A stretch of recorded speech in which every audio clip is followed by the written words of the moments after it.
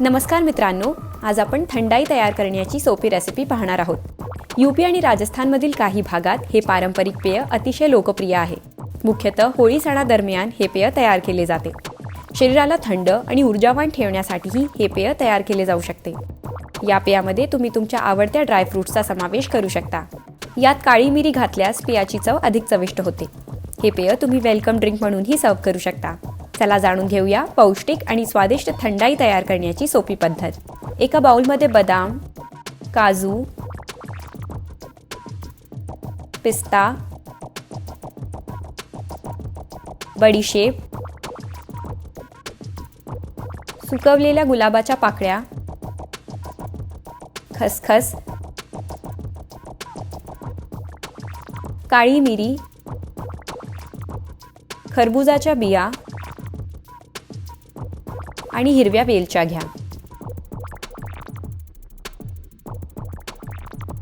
एक ग्लास पाणी घालून सर्व सामग्री 3 ते 4 तास भिजत ठेवा। केसरच्या काड्या देखील घालू शकता।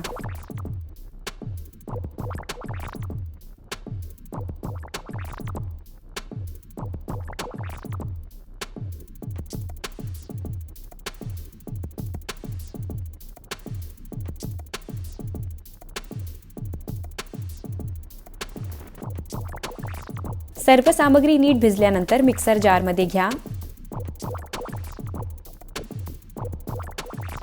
यानंतर मिश्रण वाटून त्याची पेस्ट तयार करा। मऊ कपड्यानं मिश्रण गाळून घ्या।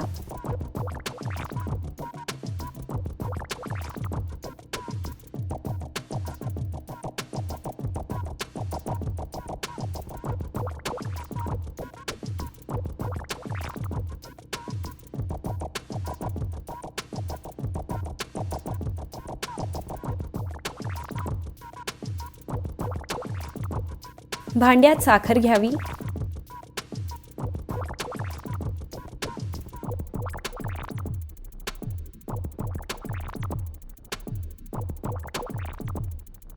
त्यात थंड दूध ओतावं।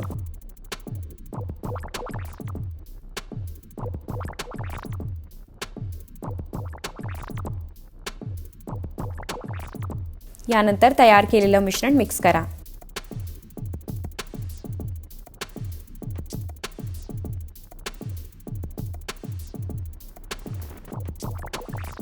साखर पूर्णपणे विरघळेपर्यंत मिश्रण मिक्स करत रहा।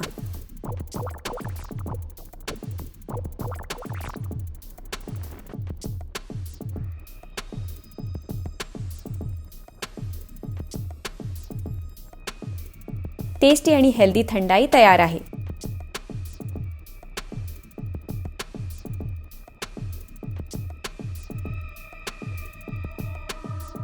या थंडगार थंडाईचा आस्वाद आपल्या कुटुंबियांसोबत घ्या आणि अशाच नवनवीन फूड रेसिपीज पाहण्यासाठी महाराष्ट्र टाइम्सला सबस्क्राइब करायला विसरू नका।